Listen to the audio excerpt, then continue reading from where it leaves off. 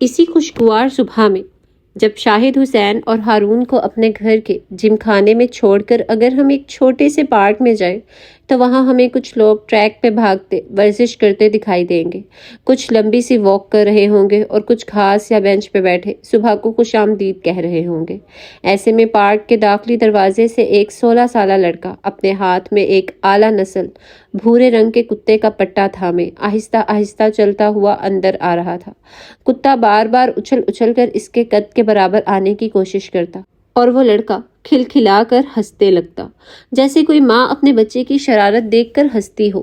ذرا ذرا فاصلے طے کرنے کے بعد وہ رک جاتا اور اپنے ہاتھ میں پکڑی سرخ بال کو دور اچھال دیتا، پھر اپنے کتے کے پٹے کو ذرا سا ڈھیلا چھوڑ دیتا۔ وہ فوراً اچھلتا ہوا جاتا اور بال اپنے منہ میں لیے واپس آ جاتا۔ بدلے میں اس کا مالک اس کے سر پہ ہاتھ پھیر دیتا اور وہ اعلیٰ نسل کتا جیسے اندر تک شانت ہو جاتا۔ بہت ٹیلنٹڈ کتا ہے تمہارا، اپنے عقب سے آتی آواز پہ وہ بری طرح ٹھٹکا تھا۔ اس نے مڑ کر دیکھا تو سامنے ہی سرمئی ٹریک سوٹ میں ملبوس پسینے میں نہایا ہوا عمر حیات کھڑا تھا۔ وہ شاید جوگنگ کر رہا تھا، اس کی سیاہ آنکھیں چمک رہی تھیں اور لب ہلکی سی مسکراہٹ میں ڈھلے تھے۔ اس کو اس طرح مسکراتے اور اپنے قریب دیکھ حسن کے جسم کے سارے اعصاب تن گئے۔ پہلی بات، تمہاری ہمت کیسے ہوئی میرے سامنے آنے کی؟ اور دوسری بات، یہ کتا نہیں برونو ہے، میرا بیٹا، آئندہ اس کو کتا کہنے کی جرت نہ کرنا۔ اس نے انگلی اٹھا کر تنبیہ کی تھی۔ عمر نے اوہ کے انداز میں آئی بروز کیڑے تھے۔ برونو تو اس کا نام ہے نا، رہے گا تو کتا ہی۔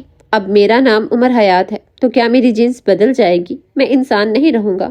وہ مسکراہٹ دبائے پوچھ رہا تھا۔ ہلکی ہلکی ہوا سے اب اس کا پسینہ خشک ہونے لگا تھا۔ حسن نے دانت پہ دانت جما کر ضبط کیا تھا۔ مجھے تمہاری شکل دیکھنے کا کوئی شوق نہیں ہے عمر، میرے سامنے مت آیا کرو، وہ بول کر آگے بڑھنے لگا۔ عمر نے اپنے قدم اس کے ساتھ جوڑ لیے تھے۔ تو مت دیکھو میری شکل، بس آواز سن لینا۔ تمہارے بابا میری آواز کے مداح تھے اور یقین کرو میری آواز بڑی دلکش ہے۔ اس کا لہجہ اب بھی غیر سنجیدہ تھا۔ حسن رک گیا تھا، بھورے بالوں والا کتا بھی ساتھ رکا تھا، لیکن اب کہ اس کے انداز میں بیزاری تھی، وہ بار بار دم ہلا رہا تھا، قدم آگے بڑھا رہا تھا جیسے یہاں سے جانے کی جلدی ہو۔ وہ اپنے مالک کے ساتھ جس کھیل سے محفوظ ہو رہا تھا، اس نوارد نے اس کا سارا مزہ خراب کر دیا تھا۔ آخر تم چاہتے کیا ہو؟ اکیلا کیوں نہیں چھوڑ دیتے مجھے؟ میرا باپ اور بہن تو چھین لیے تم نے، اب کیا چاہتے ہو؟ اس کے لہجے میں غصے کے ساتھ ساتھ رنج بھی تھا۔ عمر کی آنکھیں سپاٹ ہو گئیں۔ بات کرنا چاہتا ہوں تم سے، اور تمہارے کچھ سوالات کے جواب ہیں جو میں تمہیں دینا چاہتا ہوں۔ تمہاری بہن میری بات نہیں سن رہی کیونکہ وہ وکٹم ہے۔ مجھے یقین ہے تم ضرور سننا چاہو گے۔ میں تمہاری کسی بات کا اعتبار نہیں کروں گا، پھر میرے ساتھ اپنا وقت ضائع کرنے کا کیا فائدہ؟ میرے پاس ثبوت ہیں حسن، میں بے قصور ہوں اور میں یہ ثابت کرنا چاہتا ہوں۔ بغیر ثبوت کے تو دنیا کی کوئی عدالت سزا نہیں دیتی۔ میں تم سے وعدہ کرتا ہوں، صرف 5 منٹ میری بات سن لو، اس کے بعد اگر تم میری شکل نہیں دیکھنا چاہو گے تو عمر حیات کبھی تمہیں اپنی شکل نہیں دکھائے گا۔ حسن چند لمحے مشکوک نظروں سے اس کو دیکھتا رہا، تنے اعصاب ذرا ڈھیلے ہوئے۔ 5 منٹ، اور اس کے بعد وہ کبھی اس کے سامنے نہیں آئے گا۔ آفر بری نہیں تھی۔ 5 منٹ سے 1 سیکنڈ کم نہ 1 سیکنڈ زیادہ۔ ثابت کرو عمر، وہ روکھے لہجے میں کہتا برونو کا پٹا تھامے سامنے رکھی بینچ کی طرف بڑھ گیا۔ چند لمحے بعد وہ دونوں ایک درخت کے سائے میں رکھی بینچ پہ بیٹھے ہوئے تھے۔ برونو پاس ہی سرخ بال سے کھیل رہا تھا۔ عمر کے ہاتھ میں اس کا موبائل تھا اور اس پہ چلتی 25 اپریل کی رات والی فوٹیج۔ حسن آنکھیں سکیڑے سکرین پہ چلتے مناظر دیکھ رہا تھا۔ گاڑی میں سامان رکھواتا عمر اور پھر کال کرتا ہوا عمر۔ حسن نے وقت دیکھا، یہ وہی وقت تھا جب حالے اغوا ہو چکی تھی۔ تھوڑی دیر بعد وہ اندر چلا گیا تھا اور اس کا ڈرائیور گاڑی نکال کر لے گیا۔ حسن کا سانس تک رک گیا، کیا وہ سچا تھا؟ اب سکرین پہ تھوڑی دیر بعد کا منظر دوڑ رہا تھا۔ عثمان گاڑی لے کر اندر آیا تھا اور واپس اپنے کوارٹر کی جانب بڑھ گیا۔ عمر نے سکپ کر کے اس کو ساری رات کی فوٹیج دکھائی تھی۔ حسن کے چہرے پہ ایک رنگ آ رہا تھا اور ایک جا رہا تھا۔ اب سکرین پہ صبح سویرے کا منظر تھا۔ مندی مندی آنکھوں سے گاڑی کی طرف آتا عمر حیات۔ تھوڑی دیر بعد گاڑی کھلی اور اس سے باہر نکلتی حالے سلطان۔ اس کا حلیہ بکھرا ہوا تھا، وہ بہت بری طرح عمر کے سینے پہ تھپڑ مارے جا رہی تھی۔ حسن کے دل کو کچھ ہوا تھا، وہ اس کی بہن تھی اور کیا کیا جھیل چکی تھی، اور بس یہاں عمر کے موبائل کی سکرین تاریک ہو گئی۔ ایک فلم تھی جو انٹرول میں ہی ختم ہو گئی تھی۔ اب کیا کہنا چاہو گے؟ عمر نے سنجیدگی سے پوچھا تھا۔ یہ کوئی پختہ ثبوت نہیں ہے، اس نے کہنا شروع کیا۔ تم اغوا کے وقت جس آدمی سے بات کر رہے تھے، مجھے کیا پتا وہ کون تھا؟ کیا پتا तुम ने अपने लोग भेज कर हाले को अगवा करवाया हो, और क्या पता तुम्हारा ड्राइवर भी इस सब में शामिल हो। मैं जानता हूँ हाले ने वीडियो देखने के बाद तुमसे ये सब नहीं कहा होगा, क्योंकि वो विक्टिम है और विक्टिम तस्वीर का दूसरा रुख नहीं देखते। लेकिन मैंने उंगली से सीने पे दस्तक दी। मैं विक्टिम की फैमिली हूँ, और विक्टिम की फैमिली वो सब कुछ देख सकती है जो कोई और नहीं देखता। सो तुम उमर हयात, तुम मुझे बेवकूफ़ मत बनाओ। अगर तुम वाकई बेकसूर हो तो साबित करो, कोई ऐसा सबूत लाओ जिस पे यकीन आ सके। मुझे बच्चा मत समझो, बल्कि तुम मुझे कोई आम बच्चा मत समझो। मेरा बाप जज था, इनकी अदालत में 1000 ऐसे केसेस आते थे और वो जिन जिन मुकदमों के फैसले सुनाते थे, मैं घर में इन किस्सों की रवादात बड़े शौक से सुनता था। वो संजीदगी से बोल रहा था और उमर खामोशी से इसे सुने गया। मैंने अपनी आंखों से अपने सामने कई कई कत्ल करने वाले मुजरिम देख रखे हैं। मैंने कई इश्तिहारी, कई गुंडे मवाली देख रखे हैं। मैंने तुम्हारे लाए हुए सबूतों जैसे बेबुनियाद और फजूल सबूतों के साथ साथ ऐसे ठोस सबूत भी देखे हैं जिनसे 8 कत्ल करने वाला मुजरिम भी रिहा हो जाए। मेरे लिए ये सूरत हाल नई नहीं है, और ना मैं कोई दूध पीता बच्चा हूँ जो इन फजूल सबूतों पे यकीन कर लूँगा। या तो मुजरिम लाओ या फिर सबूत। अब इससे पहले मेरे सामने मत आना। इसका लहजा बेनियाज था। उमर ने समझने वाले अंदाज में सर हिलाया। ओके, मैं समझ गया, लेकिन तुम्हें मुझसे मिलते रहना होगा। 1 हफ्ते के लिए मैं हर दिन एक नया सबूत लाऊंगा। तुम यकीन करो या ना करो, बस देख लिया करना, और जब तुम्हारा दिल चाहे मेरे हक में फैसला सुना देना। ऐसा कभी नहीं होगा। हसन ने इसकी बात काटी। उमर ने कहना जारी रखा, और अगर मेरे लाए हुए किसी भी सबूत पे यकीन ना आया तो मैं आइंदा कभी तुम्हारे सामने नहीं आऊंगा। डील? इसने बोलकर अपना हाथ आगे बढ़ाया था। हसन ने एक नज़र इसके चेहरे को देखा, और फिर इसके बढ़े हुए हाथ को, और फिर अगली नज़र इसके पैरों पे गई। यहाँ इसकी आंखों की पुतलियां ठहर गईं। इसके पैरों में सफ़ेद जोगर्स थे। इनकी चमक इस बात की गवाह थी कि आज इनका फर्स्ट वेयर है। ये जूते, ये ब्रेलो की नई कलेक्शन है ना? इस फरवरी में रिलीज हुई थी। ये कलेक्शन है ना? वो इसके जूतों को स्ताइश से देखते हुए कह रहा था। अलबत्ता अंदाज में या चेहरे पे कोई हसद नहीं था। अगर कुछ था तो बस सताइश। उमर ने एक नज़र अपने बेदाग सफ़ेद जोगर्स को देखा, फिर नज़र उठाकर हसन की जानिब देखा। हाँ, ये वही है। 8 लाख, यही कीमत है ना इनकी? वो अब भी इसके जूतों को देख रहा था। उमर ने इस बात में सर हिलाया। इतने महंगे हैं कि इनको पहनते हुए भी डरता हूँ कहीं से कोई टांका ना उधर जाए। वो मुस्कुरा कर बोला था। हसन मुस्कुरा भी ना सका। इसकी नज़र अब उमर के हाथ पे बंधी रिस्ट वॉच पे थी। तुम्हारी तनख्वाह इतनी तो नहीं कि तुम इतने महंगे जूते अफोर्ड कर सको, और तुम्हारे हाथ में जो घड़ी है ये 6 लाख की है। तुम इन्हें अपनी तनख्वाह से नहीं ले सकते। क्या तुम रिश्वत लेते हो? वो इसकी आंखों में देखता संजीदगी से पूछ रहा था। उमर के कान सुर्ख हो गए थे, चेहरे का रंग बदला था। बच्चे, मैं तुमसे प्यार से बात कर रहा हूँ। इसका मतलब ये नहीं है कि तुम मुझ पे इतने पर्सनल अटैक करो। मेरी जॉब, मेरा काम है, मेरी मोहब्बत। तुम्हें मुझसे बात करते हुए यह हक बिल्कुल भी नहीं है कि तुम मेरे काम के मुतालिक मुझे करप्ट कहो। आइंदा ख्याल रखना, मैं बर्दाश्त नहीं करूँगा। इसका लहजा सख्त नहीं था तो नरम भी नहीं था। हसन बे इख्तियार गड़बड़ाया। मेरा ये मतलब नहीं था। आहा, जुबान से निकली पहली बात दिल से निकली होती है, वो झूठ नहीं होती। मेरा ये मतलब नहीं था। ये दिल से निकली बात को कवर अप करने के लिए कहा जाता है, और ये आपकी कही हुई बात से ज़्यादा बुरा लगता है।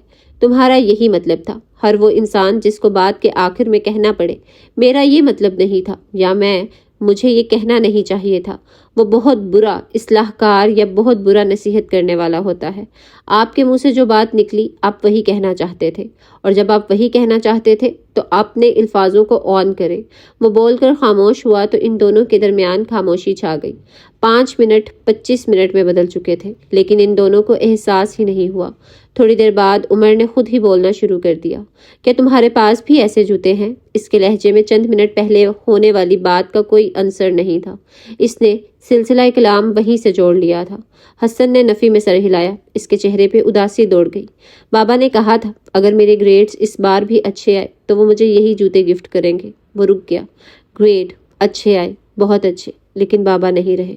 तो तुमने इतना इंतज़ार क्यों किया? खुद खरीद लेते, अच्छी खासी पॉकेट मनी होगी तुम्हारी। नहीं, ये वक्त शौक मनाने का नहीं था। सो इसने बात पलट दी। मेरी पॉकेट मनी बैन हो गई थी 3 माह पहले। मैं तो खुद हाले के खर्चे पे चल रहा हूँ, बल्कि चल रहा था। इसने जैसे लक्ष्य ही की थी। अब तो मेरे पास मेरी बहन भी नहीं है, थैंक्स टू यू। इसके लहजे में बेबसी भरा तंज था। عمر نے جیسے اثر ہی نہ لیا ہو۔ تمہاری بہن کیا، ان کی پاکٹ منی بین نہیں ہوتی تھی؟ وہ اس سے چند ہلکی پھلکی باتیں کرنا چاہتا تھا۔ وہ بچہ تھا، آخر بہل ہی جاتا۔ حسن یکدم جیسے پرجوش ہو گیا۔ لو، اس سے بھلا بابا کی پاکٹ منی سے فرق کب پڑتا تھا؟ اس کے پاس دادا جان کے کارڈز تھے۔ ماموں اس کے اکاؤنٹ میں ہر مہینے اتنے ہی پیسے ڈلواتے تھے جتنے ہارون بھائی کے اکاؤنٹ میں۔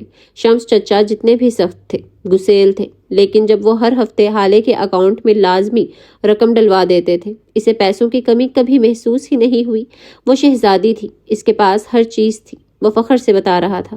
عمر نے اس کے چہرے کو دیکھا، وہاں معصومیت بھرا جوش تھا۔ کیا تمہیں کبھی ان سے حسد نہیں ہوا، یا کبھی برا نہیں لگا کہ اگر اس کے پاس اتنا پیسہ ہے تو تمہارے پاس کیوں نہیں؟ کبھی خیال نہیں آیا؟ اس نے زور زور سے نفی میں سر ہلایا۔ بالکل نہیں، بابا نے مجھ سے کہا تھا یہ اس کا بخت ہے جو اس کے لیے لکھا گیا ہے، اسے مل کر رہے گا، اسے شہزادی بنا کر بھیجا گیا ہے، اور مجھے عام انسان، نہ وہ خاص ہے نہ میں، گرا پڑا۔ بس اس کا بخت الگ تھا اور میرا الگ۔ کسی کا بخت وہ واحد چیز ہے جسے آپ چاہ کر بھی چھین نہیں سکتے۔ سو حسد کرنے سے بہتر ہے دعا کریں اور محنت کریں۔ جو چیز آپ کو چاہیے اسے اللہ سے مانگ لیں۔ اگر آپ کے لیے اچھی رہی تو اللہ دے دے گا، اور اگر نہیں ہوئی تو وہ سبق دے دے گا۔ میرا گزارا اسی رقم سے ہو جاتا تھا جو بابا مجھے دیتے تھے، اور حالے کے لیے 3 مردوں کے کارڈز بھی کم ہوتے تھے۔ وہ مسکرایا۔ اس کے پاس زیادہ تھا، بہت زیادہ، لیکن وہ خوش نہیں تھی۔ وہ ہر وقت پیسوں کا رونا روتی تھی۔ اللہ نے اس کے بخت میں زیادہ لکھا اور میرے بخت میں خوشی۔ جب جب میں اسے پیسوں کا رونا روتے دیکھتا تھا تب مجھے خود پہ رشک آتا تھا۔ وہ سادہ لہجے میں بول کر خاموش ہو گیا۔ عمر چند ثانیے اس کو دیکھتا رہا، پھر اٹھ کھڑا ہوا۔ حسن کو نہ جانے کیوں اس کا کھڑا ہونا برا لگا۔ شاید اتنے دنوں بعد کوئی بات کرنے والا ملا تھا۔ کل میرے ساتھ ایک جگہ جانا چاہو گے؟ اس نے کھڑے ہوتے ہوئے پوچھا۔ میں تمہارے ساتھ کیوں جاؤں گا؟ تمہیں لگتا ہے اگر ہم نے 1-2 بار بیٹھ کر بات کر لی تو کیا ہم دوست بن گئے؟ ٹھیک ہے، میں حالے کی طرح آنکھیں بند کر کے ایک ہی بات کو بلیم نہیں کرتا، لیکن میں اب بھی تمہیں پسند نہیں کرتا اور نہ اعتبار کرتا ہوں۔ اسی وقت برونو عمر کے قریب آیا اور اپنا سر اس کے گھٹنے سے رگڑا۔ عمر بدک کر دور ہٹا تھا۔ ہٹاؤ اس کو، اس کتے کو دور ہٹاؤ، مجھے کتے نہیں پسند، وہ اس سے دور ہوتے ہوئے ناپسندیدگی سے کہہ رہا تھا۔ حسن نے اس کو ناگواری سے دیکھا۔ پہلی بات، یہ کتا نہیں میرا بیٹا ہے، اور دوسری بات، یہ چاہتا ہے تم یہاں سے چلے جاؤ، میری طرح یہ بھی تمہیں پسند نہیں کرتا۔ ناگواری سے کہتا وہ آگے آیا اور برونو کے سامنے گھٹنوں کے بل بیٹھ گیا اور اس کی پیٹھ سہلانے لگا۔ عمر نے اس کے خود سے دور ہونے پہ سکھ کی سانس لی۔ اپنے بیٹے سے کہہ دو مجھ سے دور رہا کرے، اور ایک بات اور، وہ گھڑی تمہارے بابا نے مجھے میرے CSS کلیئر کرنے پہ دی تھی۔ حسن کا برونو کی پیٹھ سہلاتا ہاتھ رک گیا تھا، لیکن اس نے گردن نہیں اٹھائی۔ اور یہ جوتے تمہارے بابا نے مجھے میرے برتھ ڈے کا ایڈوانس گفٹ دیے تھے۔ اب کیا حسن نے گردن اٹھائی تھی، آنکھوں میں بے یقینی ابھری۔ عمر کہے گیا، کیا اب میں تمہارے لیے قابل اعتبار ہوں؟ کیا اب میرے ساتھ جانا چاہو گے؟ حسن کا سر خود بخود اسبات میں ہلا تھا، ہونٹ اب بھی ہلکے وا تھے۔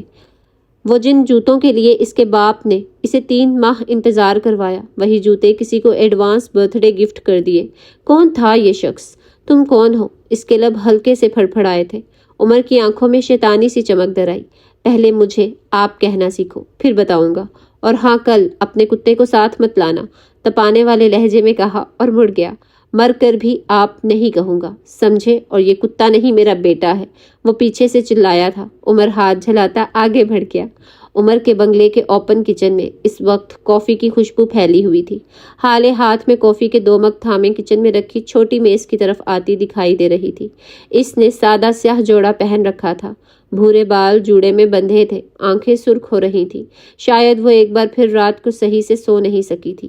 میز کے قریب آ کر 2 مگ اس کے اوپر رکھے، اپنے لیے کرسی کھینچی اور اس پہ بیٹھ گئی۔ منظر ذرا سا واضح ہوا تو اس تازہ صبح میں چھوٹے کٹے بالوں والی لڑکی بھی شامل ہو گئی۔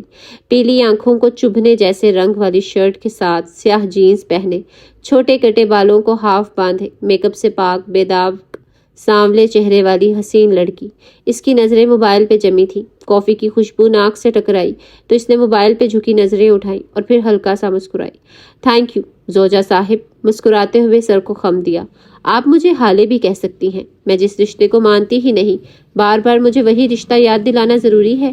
اس کا لہجہ نارمل تھا۔ لیل نے کافی کا مگ اٹھایا، ایک گھونٹ بھرا، پھر گردن کو پیچھے پھینک کر جیسے مزہ لیا ہو۔ میں تمہیں اس ٹائٹل سے اس لیے نہیں پکارتی کہ تم اس رشتے کو یاد رکھو، بلکہ اس لیے بلاتی ہوں تاکہ میں سینے پہ انگلی رکھ کر بتایا میں لیل سکندر اس رشتے کو یاد رکھ سکوں، کیونکہ اگر میں بھول گئی تو تمہیں سوتن جیسا عذاب سہنا پڑے گا، اور میں یہ نہیں چاہتی۔ وہ سیدھی ہو بیٹھی۔ حالے کا چہرہ ویسا ہی رہا، بے تاثر، سپاٹ۔ آپ دونوں کب سے ایک ساتھ ہیں؟ حالے نے اس کے چہرے کو بغور دیکھتے ہوئے پوچھا۔ 10 سال، وہ بے اختیار کہہ اٹھی۔ جب اس نے 10 سال آپ کو نہیں دیکھا تو آگے کے 10 سال بھی نہیں دیکھے گا۔ میں یہ اس لیے نہیں کہہ رہی کیونکہ وہ میرا کاغذی شوہر ہے، بلکہ میں یہ اس لیے کہہ رہی ہوں کیونکہ میں چاہتی ہوں آپ ایک اچھی زندگی گزاریں۔ آپ بہت اچھی ہیں، ٹیلنٹڈ ہیں، خود کو ایک مرد کے پیچھے کیوں ضائع کر رہی ہیں؟ اس کے لہجے میں ہلکا سا تفکر تھا۔ وہ پھر سے وہی سادہ اور فکر کرنے والی لڑکی بن گئی۔ لیل کی آنکھوں میں یکدم جیسے ایک اذیت سی در آئی تھی۔ اگر اس نے 10 سال مجھے نہیں دیکھا تو کسی اور کو بھی نہیں دیکھا۔ اب وہ تمہیں دیکھتا ہے، اور جب تمہیں دیکھتا ہے تو دل دکھتا ہے۔ اس کے چہرے پہ مسکراہٹ تھی، لیکن اس کی آنکھیں اس کے چہرے کا ساتھ نہیں دے رہی تھیں۔ تم نے الفا کو اب دیکھا ہے، اب جان رہی ہو۔ میں اسے تب سے جانتی ہوں جب وہ کچھ بھی نہیں تھا، جب شاید وہ کہیں سے ٹوٹا ہوا دل لے کر آیا تھا، شاید کہیں سے بہت زیادہ ہرٹ ہو کر آیا تھا۔ میں اور وہ ہیون میں ہی رہے ہیں۔ میں اسے اپنے کمرے کی کھڑکیوں سے دیکھتی رہی ہوں۔ وہ راتوں کو گھبرا کر اٹھ جاتا تھا اور پھر ساری ساری رات جاگتا تھا۔ میں اس کے برے وقتوں کی اچھی ساتھی ہوں۔ اب سوچتی ہوں جب اس کے برے وقت میں اس کے ساتھ تھی تو وہ اپنے اچھے وقت میں کیسے کسی اور کو لے آیا؟ وہ کہہ رہی تھی اور حالے سنتے گئی۔ کافی کی مہک دور کہیں کھو گئی تھی۔ میں اس کے پیچھے خود کو ضائع نہیں کر رہی۔ وہ میرے لیے مجھ سے زیادہ اہم نہیں ہے۔ میں اپنے لیے سب سے زیادہ اہم ہوں، عمر سے بھی زیادہ۔ لیکن موو آن کرنے میں کچھ وقت تو لگتا ہے۔ میں بس وہی وقت لے رہی ہوں۔ میں تم دونوں کے بیچ میں کبھی نہیں آؤں گی، پریشان نہ ہو۔ آخر میں اس نے جیسے ہاتھ اٹھا کر تسلی دی تھی۔ حالے مسکرا دی۔ میں اس کے لیے پریشان نہیں ہوتی۔ وہ میرے لیے کبھی بھی اتنا اہم نہیں ہوگا۔ اگر آپ کو وہ چاہیے تو آپ انتظار کر لیں، ہماری طلاق بہت جلد ہو جائے گی۔ تم ایسا اس لیے کہہ رہی ہو کیونکہ تم ابھی عمر کو جانتی نہیں ہو۔ ابھی تمہاری آنکھوں پہ غم اور غلط فہمی کی پٹی بندھی ہے۔ جس دن وہ اتر جائے گی تمہیں عمر کے ساتھ جینے کی خواہش ہوگی۔ دیکھ لینا۔ اس نے یہ کہہ کر کافی کا مگ اٹھایا، لیکن جیسے ہی منہ سے لگایا کڑوا سا منہ بنا کر واپس رکھ دیا۔ مگ کے اندر کا مایا ٹھنڈا ہو گیا تھا۔ حالے نے جواب نہیں دیا۔ وہ خاموش بیٹھی رہی، ٹھنڈی کافی کو حلق میں انڈیلتی رہی۔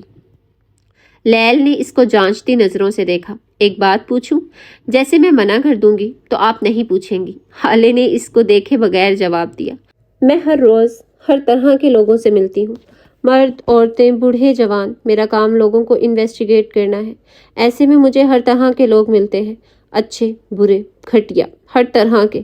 سو اس لحاظ سے میں لوگوں کو ایک نظر میں پہچان لیتی ہوں۔ میں نے وہ عورتیں دیکھ رکھی ہیں جن کو اپنے شوہروں پہ شک ہوتا ہے اور وہ ان کی مشکوک حرکات پہ نظر رکھواتی ہیں۔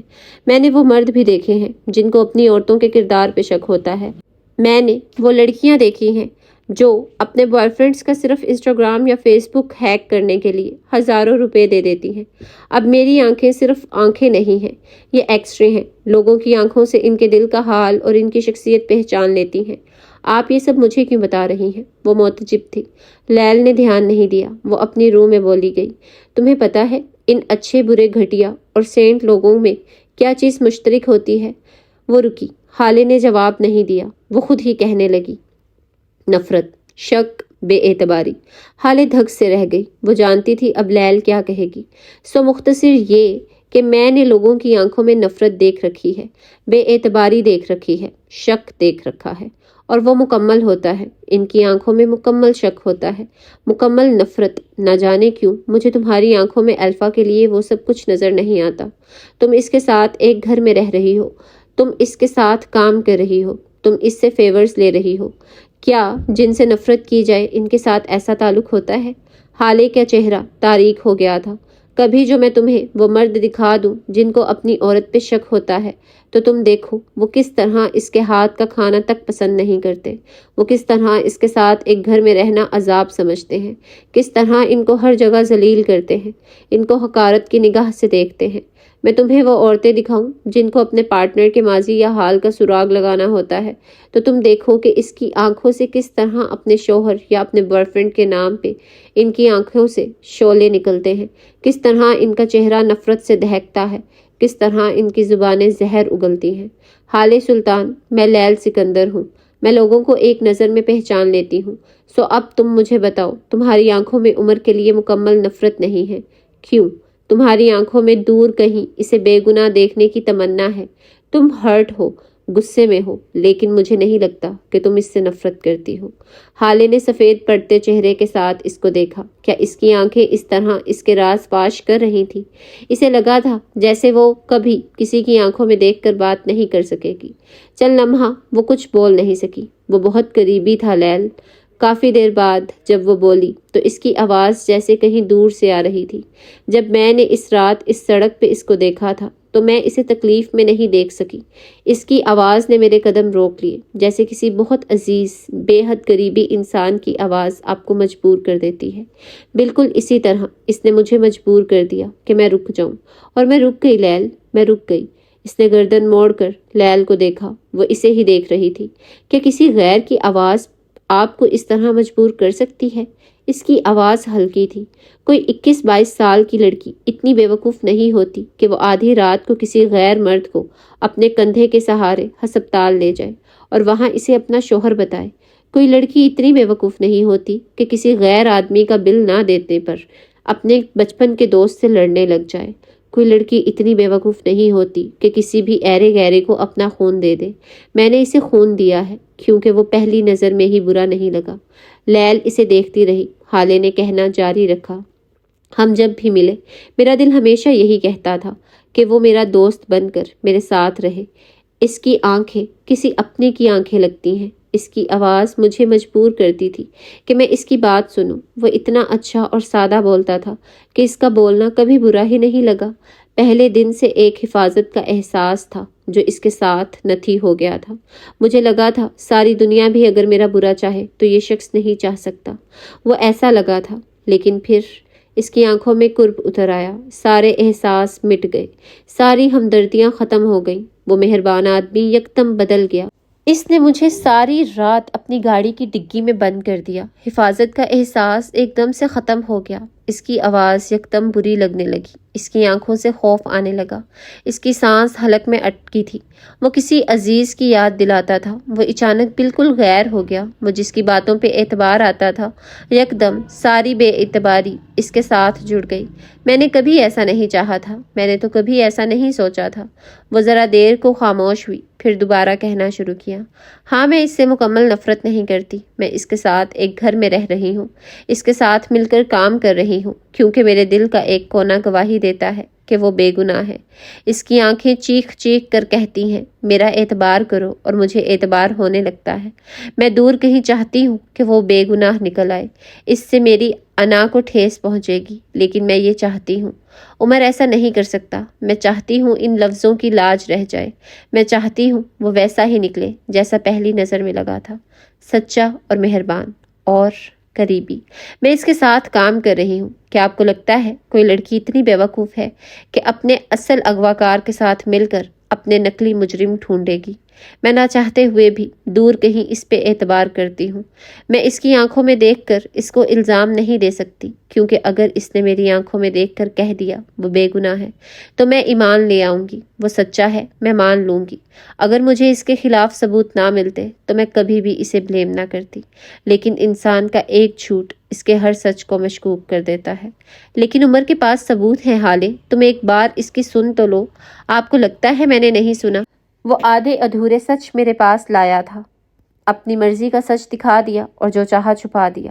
میں حال سلطان ہوں، میں انصاف پسند ہوں۔ ہاں ٹھیک ہے، جب تک میں شوکڈ تھی، ٹراما میں تھی، میں نے عمر کو الزام دیا، لیکن میں نے پھر ہر پہلو پہ غور کیا، ہر چیز اپنی نظروں سے دیکھی، اور وہی ہوا، عمر جھوٹا نکلا۔ اس نے کہتے ہوئے میز سے اپنا موبائل اٹھایا، ایک دو بٹن دبائے اور ایک ویڈیو پلے کر کے موبائل لیل کے چہرے کے آگے کیا۔ وہ سانولے چہرے پہ اچنبھا لیے اسکرین کو دیکھنے لگی۔ یہ عمر کے گھر کے پچھلے دروازے کی CCTV فوٹیج تھی۔ تاریخ تھی 26 اپریل، رات کے 3 بجے کا وقت تھا۔ وہ شاید کوئی آواز سن کر باہر آیا تھا۔ نیند بھری آنکھوں سے 5 منٹ تک ہر جگہ چیک کیا اور پھر واپس جاتا نظر آیا اور یہیں ویڈیو ختم ہو گئی۔ لیل نے مردہ آنکھیں اٹھا کر حالے کو دیکھا۔ وہ زخمی لہجے میں کہے گئی، اس نے مجھ سے کہا کہ اس رات وہ سو گیا تھا اور وہ صبح اٹھا تھا۔ اس نے جھوٹ کہا۔ عمر حیات جھوٹا ہے، لیکن حالے وہ اسی وقت اندر چلا گیا تھا۔ لیل نے اس کی صفائی میں کچھ کہنا چاہا جب حالے نے اس کو ٹوک دیا۔ ایک جھوٹ باقی تمام سچ مشکوک کر دیتا ہے۔ اگر عمر سچا تھا تو اسے یہ ویڈیو مجھے دکھانی چاہیے تھی، لیکن اس نے چھپا لی کیونکہ وہ ڈر گیا تھا۔ اور ڈرتا کون ہے؟ جس نے کچھ غلط کیا ہو، جس کے پاس ایک چور دروازہ ہو سکتا ہے، اس کے پاس 1000 بھی ہو سکتے ہیں۔ سو آپ مس لیل سکندر، آج کے بعد آپ مجھ سے عمر کے حق میں بات نہیں کریں گی، ورنہ میں کوئی اور انویسٹیگیٹر ہائر کر لوں گی۔ اب ہم کام کر لیں۔ آخر میں لہجہ ہر قسم کے جذبات سے عاری ہو گیا تھا۔ لیل نے بس سر ہلا دیا، یکدم جیسے جی اچاٹ ہو گیا تھا۔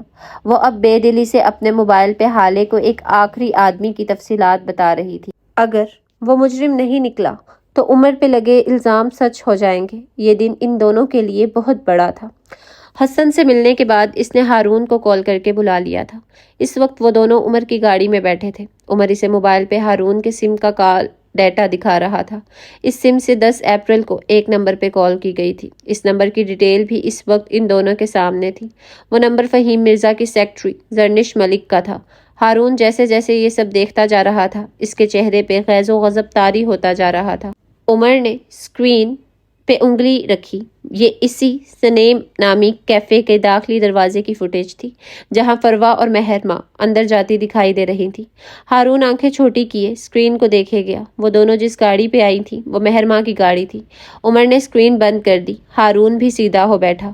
تو مسٹر ہارون شاہد، اب کیا خیال ہے؟ عمر نے آئی برو اچکا کر پوچھا تھا۔ تم نے رنگوں سے چہرے بنانے سیکھے ہیں، مجھے چہروں کے رنگ پہچاننے سیکھے ہیں۔ میں نے کہا تھا نا، تمہارا ڈرائیور ڈسٹریکشن ہے۔ یہ کیفے بھی ایک ڈسٹریکشن ہے۔ اصل میں وہ کہیں اور گئی تھی۔ ہارون اب بھی الجھا ہوا تھا۔ تم آخر اس فہیم مرزا کے پیچھے کیوں پڑے ہوئے ہو؟ کیا پتا فروا آنٹی کسی اور سلسلے میں اس سے ملی ہو؟ عمر نے سنجیدہ نظروں سے اس کو دیکھا۔ ہارون شاہد، جس طرح پہلا تاثر آخری تاثر ہوتا ہے، اسی طرح دل میں آیا پہلا خیال آخری خیال ہوتا ہے۔ وہ اللہ کی طرف سے ملا ہوا جواب ہوتا ہے، کیونکہ دل اللہ کا گھر ہے۔ لیکن ہم ایسے لوگ ہیں جو دل کی گواہیوں کو مانتے ہی نہیں۔ جس لمحے مجھے یہ معلوم ہوا حالے اغوا ہوئی ہے، میرے دل میں فروا کا خیال آیا، اور فروا یہ کام کسی طاقتور آدمی کو ساتھ ملائے بغیر نہیں کر سکتی، اور ظاہر ہے اس کے لیے ایسا کوئی بھی کام وہی آدمی کرے گا جس کی جج صاحب سے یا حالے سے کوئی دشمنی ہو، اور جج صاحب کی حالیہ دشمنی فہیم مرزا سے ہے۔ کڑی سے کڑی ملی اور میرے دل نے اس شخص پہ مہر لگا دی۔ اب جب تک میں ان دونوں کو مکمل چیک نہ کر لوں مجھے سکون نہیں آئے گا۔ اب کیا کرنا ہے آگے؟ کرنا کیا ہے؟ میں حالے کی وجہ سے اس معاملے میں سستی نہیں دکھا سکتا۔ ان کا کام کرنے کا طریقہ سست ہے اور میرے پاس اب زیادہ وقت نہیں ہے۔ 1.5 مہینہ ہونے کو آ گیا ہے، لیکن ہمارے ہاتھ اب بھی خالی ہیں۔ لیکن اب بس، اب عمر اپنے طریقے سے کام کرے گا۔ مجھے وہ ڈرائیور چاہیے۔ مجھے لگتا ہے اب مجھے اس کا منہ کھلوانا ہوگا۔ وہ کچھ سوچتے ہوئے کہہ رہا تھا۔ لیکن تم کیسے کر سکتے ہو؟ تم سسپینڈڈ ہو۔ عمر مسکرایا تھا۔ پولیس میں سسپینڈ اور ریٹائرڈ کچھ نہیں ہوتا۔ پولیس والا ساری زندگی پولیس والا ہی رہتا ہے۔ تھانہ ہمیشہ ہمارے باپ کا گھر رہتا ہے۔ ہارون پرسوچ نظروں سے اس کو دیکھتا رہا۔ تم نے اب تک کیوں کچھ نہیں کیا؟ تم خود کو چھپا رہے ہو۔ حالے کے مجرم ڈھونڈنا ایک بہانہ ہے۔ تم دور کہیں کچھ اور کر رہے ہو، ہے نا؟ تم اصل میں کچھ اور ڈھونڈ رہے ہو۔ عمر نے چند لمحہ اس کو دیکھا، پھر بولنا شروع کیا۔ ہاں، میں کچھ اور کر رہا ہوں۔ میں کچھ اور ڈھونڈ رہا ہوں۔ اس نے مان لیا تھا۔ میرے پاس اس سے زیادہ بڑے مسائل ہیں۔ میں نے اتنے دن اس ڈرائیور کو اس لیے وزٹ نہیں کیا کیونکہ میرے پاس کرنے کو اور بہت کام تھے۔ حالے اپنے حال پہ کام کر رہی ہیں، میں مستقبل کی تیاری کر رہا تھا۔ میری تیاری مکمل ہے اور اب سے میرا ایک ایک دشمن تڑپے گا، تم دیکھنا۔ اس سے کیا ہوگا؟ جو رشتے ٹوٹ چکے ہیں، دور چلے گئے ہیں، وہ واپس تو نہیں آ سکتے۔ جو تکلیف، جو اذیت ہمیں ہوئی، اس کی بھرپائی تو نہیں ہو سکتی۔ قاتل مر خپ جائیں گے لیکن مقتول تو واپس نہیں آئیں گے نا۔ ہارون نہ جانے کیا سننا چاہتا تھا۔ عمر گردن موڑ کر باہر دیکھنے لگا۔ کچھ لوگ مر جاتے ہیں اور کبھی واپس نہیں آتے، یہ طے ہوتا ہے۔ ہم ان کے جانے کا دکھ، ان کے اکیلا چھوڑ جانے کی تکلیف سہتے ہیں، یہ بھی طے ہوتا ہے۔ مرے ہوئے لوگ کبھی واپس نہیں آتے۔ انتقام، اسٹریٹجی، کچھ بھی کر لیں، انہیں واپس نہیں لا سکیں گے۔ لیکن وہ رکا، گردن ہارون کی جانب موڑی۔ اگر ہم نے ایک بار ان کو چھوڑ دیا تو وہ لوگ ہمارے خاندان کے اور لوگوں کو مار دیں گے، وہ لوگ ہمیں دوبارہ اذیت دیں گے۔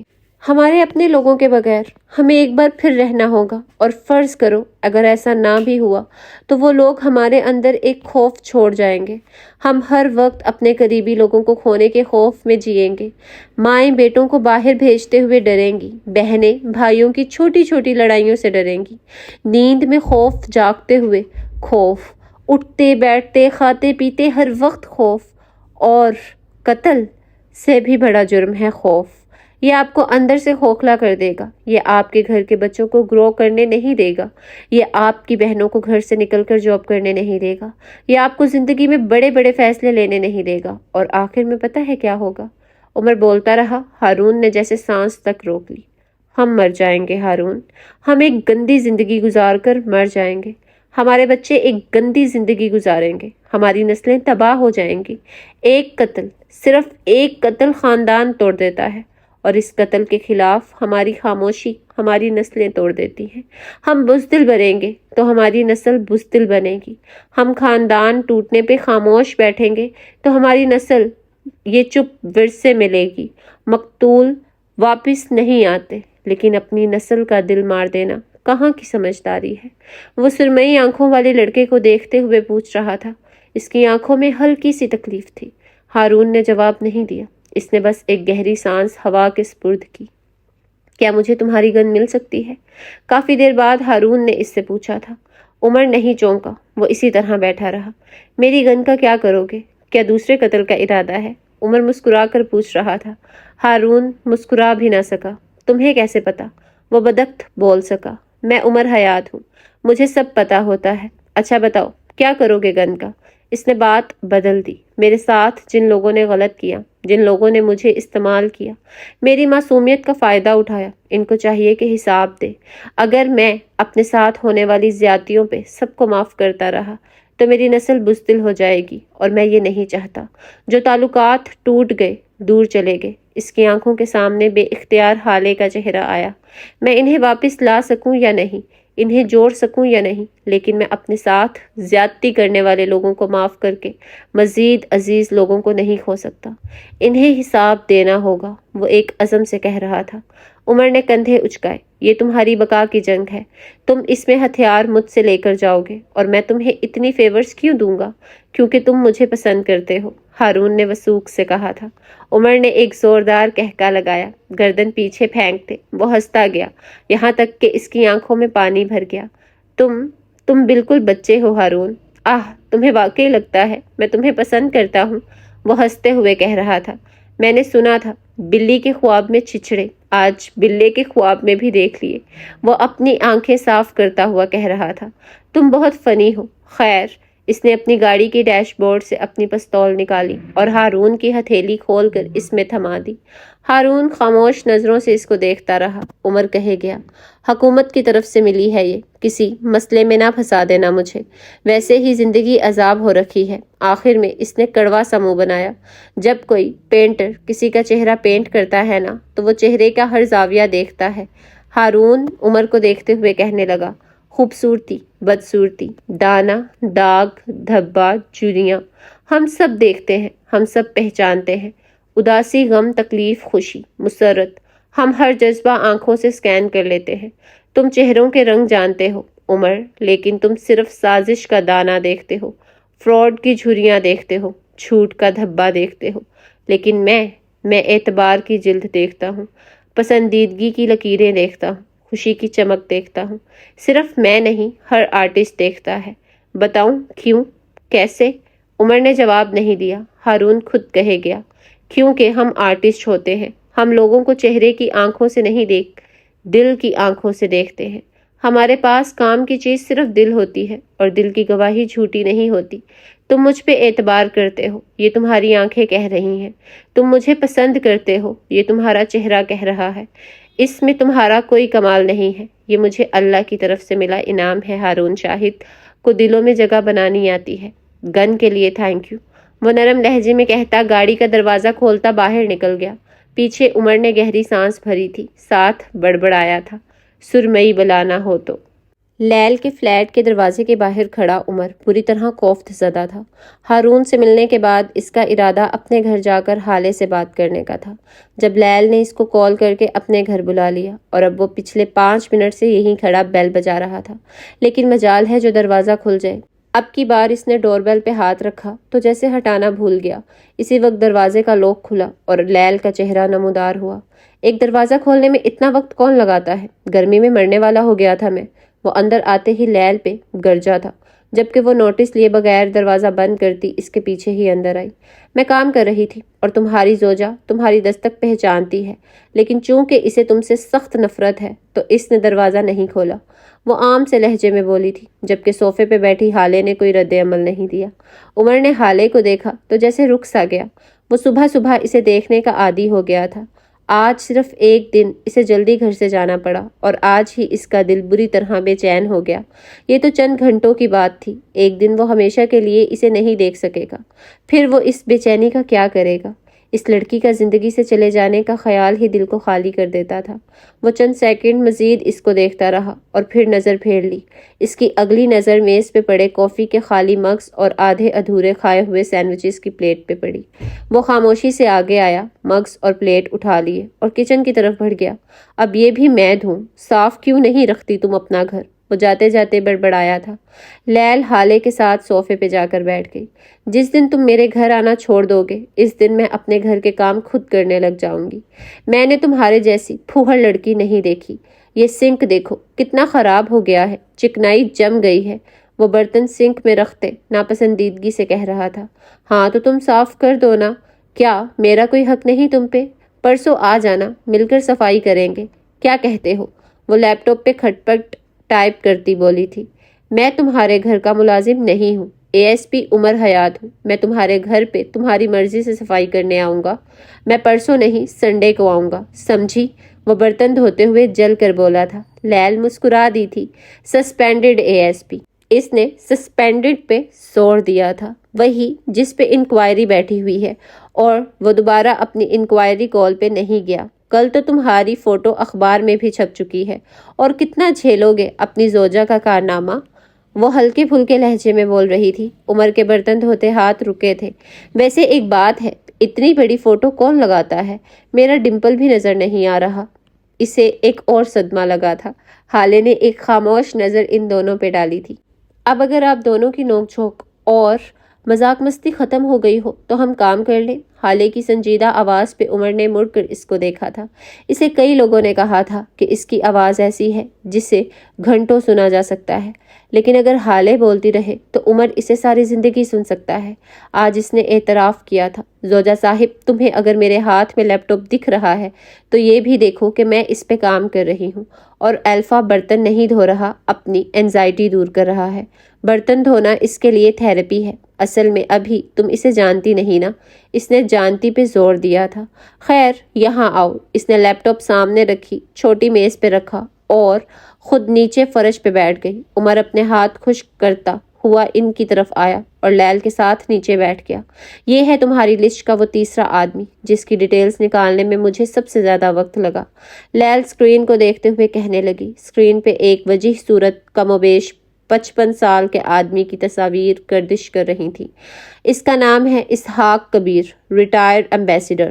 3 سال قبل اس نے ریٹائرمنٹ لے لی تھی اور اب اپنی ایک لا فرم چلاتا ہے۔ اصل میں اس کا کاروبار یہ نہیں ہے۔ اس کا اصل کاروبار گنز کی سمگلنگ ہے، جس کی بنا پہ یہ شیر علی اور ندیم علی کو بھی جانتا ہے، اور ان کے ساتھ اس کے کافی اچھے ورکنگ ریلیشن شپ ہیں۔ اس کے بابا سے کیا تعلق ہے؟ حالے نے بیچ میں سوال کیا تھا۔ بہت برا تعلق ہے۔ اس کی بیٹی نے 1 سال قبل اپنے بوائے فرینڈ کو گھر پہ بلایا اور اسے باندھ کر ٹارچر کر کے جان سے مار دیا۔ اس نے 2 دن تک اسے ایک کمرے میں قید کر کے رکھا اور اسے مختلف طریقوں سے ایذا پہنچاتی رہی۔ کبھی بلیڈ سے کٹس لگائے تو کبھی سگریٹ سے جلایا اور آخر میں اس کا گلا کاٹ کر مار دیا۔ وہ ایک ذہنی مریضہ تھی۔ اسے شروع سے اپنے قریبی لوگوں کے ساتھ یہی سب کچھ کرنے کی عادت تھی۔ لیل عام سے لہجے میں بتا رہی تھی اور حالے کے رونگٹے کھڑے ہو رہے تھے۔ عمر خاموشی سے سن رہا تھا یہ سب کچھ۔ ان دونوں کے لیے یہ صورتحال نئی نہیں تھی۔ خیر اس بار وہ پکڑی گئی اور اسے جیل لے جایا گیا۔ اس لڑکے کی فیملی میں اس کے بھائی نے قتل کا کیس دائر کر دیا اور فیصلہ تمہارے بابا کی عدالت میں آیا۔ انہوں نے 3 پیشیوں کے اندر اس لڑکی کو سزائے موت سنا دی۔ اس کا باپ اور اس کی پھپھو بہت چھٹپٹائے۔ اپنی بیٹی کو بے گناہ ثابت کرنے کے لیے ہر قسم کی کوشش کر کے دیکھ لی۔ جج صاحب کو ڈرایا دھمکایا، پیسے آفر کیے، لیکن کچھ نہ ہو سکا۔ بالآخر اس نے سپریم کورٹ میں درخواست دائر کر دی۔ جس دن اس لڑکی کی سماعت تھی اسی صبح وہ اپنے جیل کے کمرے میں مردہ پائی گئی۔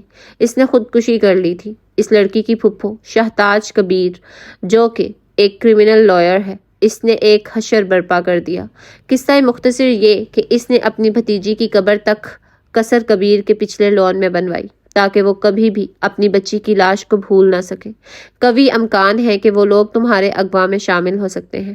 اور شہتاج نے دوبارہ جج صاحب کو جان سے مارنے کی کوشش بھی کی تھی، لیکن وہ کامیاب نہ ہو سکی اور اب جب اسے موقع ملا تو وہ کھیل کھیل گئی۔ لیل بول کر خاموش ہوئی اور دونوں کو میرے بغیر تمہارا کیا ہوتا والی نظروں سے دیکھا۔ حالے نے ایک گہری سانس بھری۔ وہ ان سب کی عادی نہیں تھی۔ کچھ عرصہ پہلے تک اس کی زندگی بس فیشن، کھانا، گھومنا اور پارٹیز تھی۔ اب اس کی زندگی اچانک سے بقا کی جنگ، نفرت، انتقام اور جھوٹ میں بدل گئی تھی۔ وہ ظاہر کرتی تھی کہ وہ ان حالات میں فٹ ہے، لیکن وہ مس فٹ تھی۔ یہ اس کا دل کہتا تھا، کیا مجھے ان کے خلاف کچھ ایسا مل سکتا ہے جس سے وہ میرے سامنے اپنا گناہ مان لے؟ کوئی دھمکی، کوئی خوف، کچھ بھی؟ اس نے لیل کو دیکھ کر پوچھا تھا۔ عمر اٹھ کھڑا ہوا تھا۔ سینٹر ٹیبل پہ اب بھی سامان بکھرے پڑے تھے۔ کیا وہ انہیں جگہ پہ رکھے بغیر سکون سے بیٹھ سکتا تھا؟ لیل نے کندھے اچکائے تھے۔ یہ میرا ورک ٹائم ہے زوجہ صاحبہ، میں اس وقت اتنا ہی بولوں گی جتنے مجھے پیسے ملیں گے۔ حالے نے اپنا بیگ کھول کر 5-5 ہزار کے 4 نوٹ نکالے تھے اور سامنے رکھ دیے۔ لیل نے سر کے خم سے شکریہ ادا کیا۔ تم انہیں دھمکا نہیں سکتی کیونکہ وہ ان سب چیزوں سے بہت آگے آ گئے ہیں۔ تم انہیں خوف زدہ بھی نہیں کر سکتی کیونکہ اگر ان کو خوف ہوتا تو ویسے کاموں میں نہ پڑتے۔ تم صرف ایک کام کر سکتی ہو، تم ان کے راز لا کر ان سے کچھ بھی کروا سکتی ہو۔ ان کی کمزوری ان کا پیسہ ہے، ان کا راز ان کا پیسہ ہے۔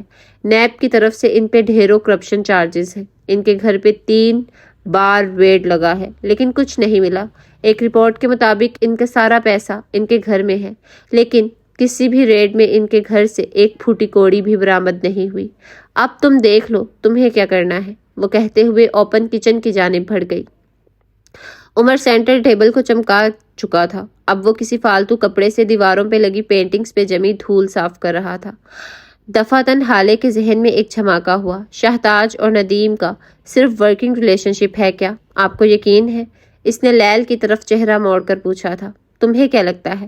مجھے لگتا ہے ان دونوں کے درمیان وہ رشتہ ہے جس میں انسان سر دھڑ کی بازی لگا سکتا ہے، جس میں اسے نفع نقصان کی پرواہ نہیں ہوتی، جس میں ایک انسان کے کہنے پہ آپ دنیا ادھر کی ادھر کر سکتے ہیں، جس میں ایک شخص کی بات آپ کے لیے حرف آخر ہوتی ہے، جس میں آپ بنا سوچے سمجھے ایک اندھے کنویں میں بھی ڈوب سکتے ہیں۔ اور وہ جذبہ کون سا ہے؟ عمر نے پیچھے سے پکارا تھا۔ محبت، حالے ہلکی آواز میں بولی تھی۔ مجھے اب تک لگتا تھا ندیم نے شاید یہ کام کسی نفرت کے تحت کیا ہوگا، لیکن میں بھول گئی تھی ایسے بے خوف فیصلے محبت کرواتی ہے۔ وہ بولتے ہوئے اٹھ کھڑی ہوئی۔ لیل یکٹک اس کو دیکھ رہی تھی۔ اب تم کیا کرو گی؟ حالے سادگی سے مسکرائی۔ میرے دوستوں میں مجھے ریلیشن شپ ایڈوائس کے لیے ملکہ سمجھا جاتا ہے۔ ان دونوں کی محبت قائم ہے کیونکہ اس میں اب تک دور دور تک رقابت نہیں ہے۔ محبت کو رقابت کا خوف دلاؤں گی اور محبت خوف زدہ ہو جائے گی۔ یہ ایک کمزور لمحہ ہوگا اور اس کمزور لمحے میں کسی بھی انسان کے دل کی بات جان سکتی ہوں۔ لیل اور عمر بس اس کو دیکھے گئے۔ وہ اپنا بیگ اٹھائے باہر نکل گئی۔ سلطان منزل کا لون اس وقت ویران تھا۔ کوئی وقت تھا جب یہاں بیٹھ کر چائے پی جاتی تھی، باتیں کی جاتی تھی، لیکن اب نہ باتیں رہیں نہ باتیں کرنے والے لوگ۔ محل نما گھر میں رہ گئی تھی تو بس ایک نحوست۔ اسی نحوست بھرے گھر کے لون میں اس وقت حسن سلطان اکیلا بیٹھا تھا جب مہرماں اور سفیر اسے اپنی جانب آتے دکھائی دیے۔ سفیر کے چہرے پہ غصہ تھا۔ تم اس 2 ٹکے کے پولیس والے سے ملنے کیوں گئے تھے؟ سفیر اس کے سر پہ کھڑا دھاڑا۔ حسن نے پرسکون نظروں سے اس کو دیکھا۔ میں اس سے ملنے نہیں گیا تھا، میں برونو کو واک پر لے کر گیا تھا۔ وہ مجھے وہاں مل گیا اور ہم نے بات کر لی۔ اس میں کیا بڑی بات ہے؟ بکو مت، وہ پہلے سے زیادہ تیز آواز میں دھاڑا تھا۔ جھوٹ بول رہے ہو تم۔ اصل میں پتہ ہے کیا؟ اصل میں تمہاری غیرت ختم ہو گئی ہے۔ تم بے غیرت ہو گئے ہو حسن سلطان۔ وہ آدمی جس کے ساتھ تمہاری بہن بھاگ گئی، وہ آدمی جس کے صدمے سے تمہارا باپ مر گیا، تم اس آدمی کے ساتھ ملاقاتیں کرتے پھر رہے ہو۔ شرم آنی چاہیے تمہیں، لعنت ہو تم پہ۔ اس کے منہ سے کف نکل رہا تھا۔ اس کا بس نہیں چلتا تھا کہ حسن کا گلا دبا دے۔ حسن کے چہرے کا رنگ بدلا تھا۔ وہ 2 قدم آگے آیا، سفیر کی آنکھوں میں دیکھا اور کہنا شروع کیا، میرے باپ کو تو دل کا دورہ پڑا، آپ کی وجہ سے پڑا تھا۔ آپ ہیں اصل قاتل۔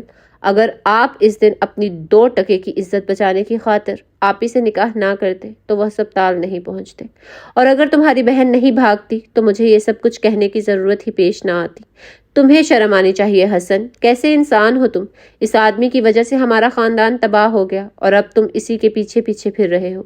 اور آپ خود کیا ہیں سفیر بھائی؟ جس لڑکی سے شادی سے انکار کر دیا تھا آج اسی کو اپنے پہلو میں لیے پھر رہے ہیں، اور جس لڑکی کے لیے آپ سارے خاندان سے لڑنے کو تیار تھے آج اسی لڑکی کے بارے میں ایسی باتیں کر رہے ہیں۔ غیرت میری نہیں آپ کی ختم ہو گئی ہے۔ آپ اپنے ہی خاندان کی لڑکی کے لیے اتنی گندی زبان کیسے رکھ سکتے ہیں؟ اتنے گھٹیا کیسے ہو سکتے ہیں آپ؟ اس کی آواز میں افسوس تھا۔ اسی لمحے سفیر کا ہاتھ اٹھا تھا لیکن پھر وہ ہوا میں ہی معلق رہ گیا۔ حسن نے اس کا اٹھتا ہاتھ اپنے ہاتھ سے روکا تھا۔ اس کی آنکھیں اس وقت سرخ ہو رہی تھیں۔ نہ سفیر سلطان ہر بار نہیں، میں کوئی بغیرت نہیں ہوں جو آپ سے پٹتا رہوں، وہ غرایا تھا۔ مہرماں دھک سے رہ گئی۔ سفیر، میں حسن معراج سلطان ہوں اور مجھے اپنے اوپر اٹھتے ہوئے ہاتھ روکنے آتے ہیں، اور اگر میرے ہاتھ کسی کا اٹھتا ہاتھ روک سکتے ہیں تو یہ کسی پہ اٹھ بھی سکتے ہیں۔ اگلی بار آپ کا ہاتھ روکوں گا نہیں، اپنا ہاتھ اٹھاؤں گا۔ میرا تو کچھ نہیں ہوگا، آپ کی رہی سہی عزت بھی ختم ہو جائے گی۔ اس نے چبا چبا کر لفظ ادا کیے اور آگے بڑھ گیا، پھر رکا، مڑ کر سفیر کو دیکھا۔ ویسے میری بہن کے شوہر نے آپ کا صحیح نام رکھا ہے، نامرد کہیں کے، وہ حقارت سے کہتا آگے بڑھ گیا۔ اس لون میں حق تک کھڑے سفیر اور مہرماں کو چھوڑ کر ہم فروا سلطان کے کمرے میں چلتے ہیں۔ اس پرتعیش کمرے کا دروازہ کھول کر اندر آؤ تو سامنے ہی فروا سلطان سنگھار میز کے سامنے بیٹھی اپنے میک اپ کو آخری ٹچ دیکھ رہی تھی۔ اس نے سرخ لمبی میکسی نما فراک پہن رکھی تھی۔ گہری اسموکی آئیز مزید گہرا کرتی اس کی انگلیاں ہارون کی آمد پہ یکدم جیسے تھمی تھی۔ آج تم یہاں کا رستہ کیسے بھول گئے؟ وہ اگلے ہی لمحے پھر سے برش اپنی آنکھوں پہ چلاتے ہوئے ہارون سے پوچھنے لگی۔ وہ بغیر جواب دیے آگے آیا، 1 قدم، 2 قدم، 3 قدم، یہاں تک کہ وہ ان کے بالکل پاس آ گیا۔ میں آئی؟ اس نے برش کی جانب اشارہ کر کے پوچھا۔ فروا دل کھول کر مسکرائیں۔ شور۔ ہارون نے نرمی سے ان کے ہاتھ سے برش لے لیا۔ فروا نے کوئی مزاحمت نہیں کی، وہ مسکراتی نظروں سے اس کو دیکھتی رہی۔ ہارون نے برش کو آئی شیڈ کٹ میں لگایا، ایک رنگ برش کے بالوں پہ لگ گیا۔ ہارون نے منہ سے پھونک مار کر ایکسٹرا رنگ نیچے فرش پہ جھاڑ دیا۔ اب اس کی انگلیاں مہارت سے فروا کی آنکھوں پہ چل رہی تھی۔ آپ کو پتہ ہے آنٹی، مجھے رنگوں سے کتنی محبت ہے، اس نے کہنا شروع کیا۔ فروا نے جواب نہیں دیا۔ وہ جانتی تھی ہارون ان سے کم از کم یہ بات پوچھنے نہیں آیا۔ وہ جواب تب دیں گی جب انہیں بات ضروری لگے گی۔ لیکن کچھ رنگ ایسے بھی ہیں جن سے مجھے نفرت ہے۔ پتہ ہے وہ رنگ کون سے ہیں؟ وہ اب ان کی دوسری بند آنکھ پہ برش چلا رہا تھا۔ وہ ذرا دیر کو رکا، پھر بولا، مجھے آپ کے چہرے کے رنگوں سے نفرت ہے۔ یکدم اس کے لہجے میں سختی آ گئی تھی۔ فروا بے اختیار غیر آرامدہ ہوئی تھی۔ یہ جو آپ کے چہرے پہ لگا بلش ہے نا، یہ مجھے سخت ناپسند ہے۔ آپ کی لپسٹک کا رنگ بھی مجھے نہیں پسند۔ اصل میں مجھے مسئلہ ان رنگوں سے نہیں ہے۔ وہ رکا تھا، فروا نے سانس تک روک لی تھی۔ مسئلہ آپ کے چہرے سے ہے۔ آپ کے چہرے پہ جو بھی رنگ لگتا ہے وہ قابل نفرت ہو جاتا ہے۔ اس کے لہجے میں کچھ تھا کہ فروا کے گلے میں گلٹی سی ابھری۔ ہارون بولے گیا، ہر وہ رنگ جو آپ کے چہرے پہ لگتا ہے مکروہ ہو جاتا ہے، گل سڑ جاتا ہے، اس کی اصل رنگت ختم ہو جاتی ہے، وہ بیکار ہو جاتا ہے۔ یہ بلش کا گلابی رنگ یہ آپ کے چہرے پہ لگنے سے ماتم کر رہا ہے۔ اور یہ آئی شیڈز کے سارے رنگ یہ آپ کی آنکھوں پہ لگنے سے پہلے بین کرتے ہیں۔ ان کو خود سے کراہیت آتی ہے۔ ہارون انہوں نے کچھ کہنا چاہا لیکن ہارون نے ان کو روک دیا۔ شش، کچھ مت بولے، بس سنیں۔ آپ کو پتا ہے میرا پسندیدہ رنگ کون سا ہے؟ اس نے برش کو میز پہ رکھ دیا تھا اور اب بازو سینے پہ باندھے سرد نظروں سے فروا کے چہرے کو دیکھا تھا۔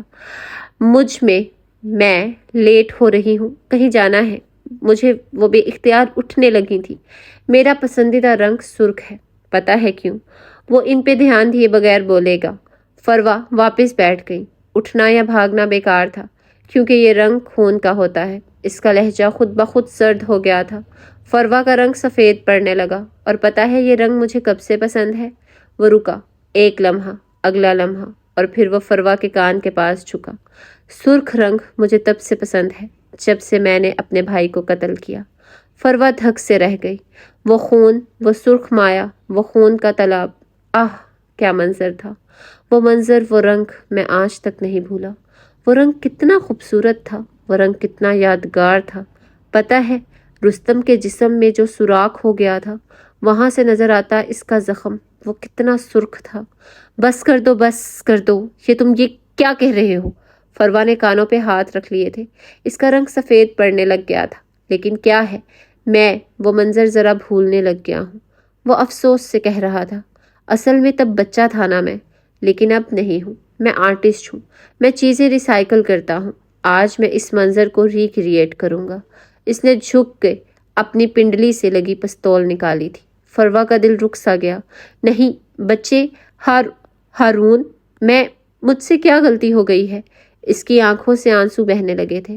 ہارون نے پستول کی ٹھنڈی نال فروا کے ماتھے پہ رکھ دی۔ فروا کو لگا تھا اب وہ کبھی سانس نہیں لے سکیں گی۔ آپ کی جرت کیسے ہوئی کہ آپ مجھے استعمال کریں؟ وہ غرایا تھا۔ فروا کرسی پہ بیٹھی تھی اور ہارون اٹھ کر اس کی کرسی کے گرد چکر کاٹنے لگا۔ میرا ڈرائیور، میری سم، میری گاڑی، آپ نے حالے کے اغوا میں مجھے فریم کرنا چاہا، ہمت کیسے ہوئی؟ وہ بلند آواز میں دھاڑا تھا۔ میں نے رستم کو اس لیے مار دیا کیونکہ وہ مجھ سے میرے باپ کو چھین رہا تھا، اور اب میں آپ کو ماروں گا کیونکہ آپ نے مجھ سے حالے کو چھینا ہے۔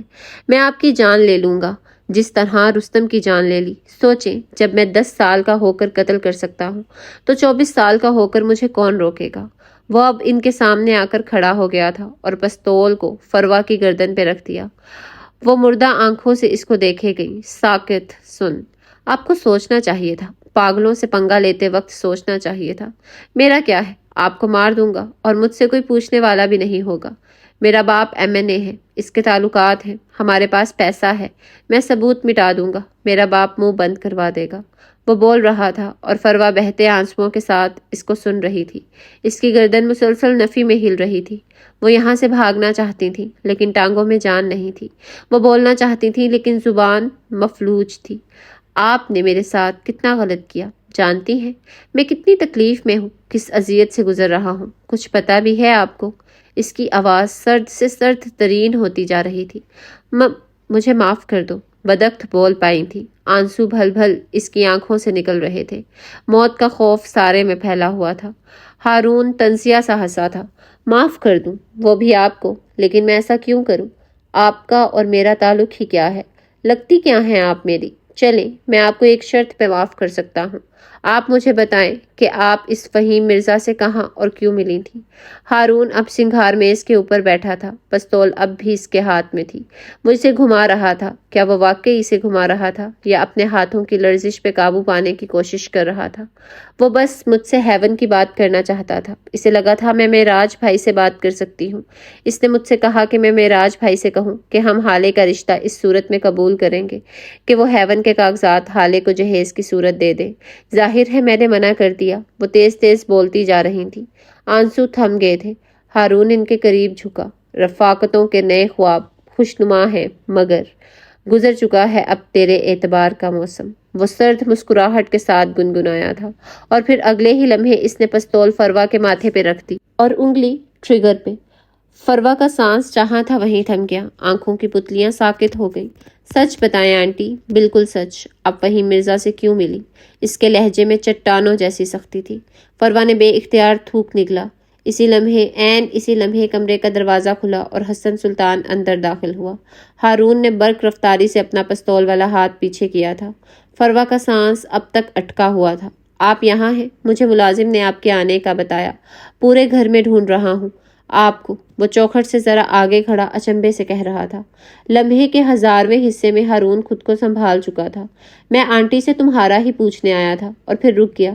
ان کو میری کچھ ہیلپ چاہیے تھی، ہے نا آنٹی؟ اس نے شل بیٹھی فروا کو دیکھ کر تائید چاہی تھی۔ فروا نے سن ہوتے جسم کے ساتھ اسبات میں سر ہلایا تھا۔ حسن کو یہاں سے اس کا چہرہ نظر نہیں آ رہا تھا، لیکن وہ اب بھی متذبذب تھا۔ تم چلو، میں آتا ہوں، ہارون نے اس سے کہا تو وہ بے دھیانی میں سر ہلاتا باہر نکل گیا۔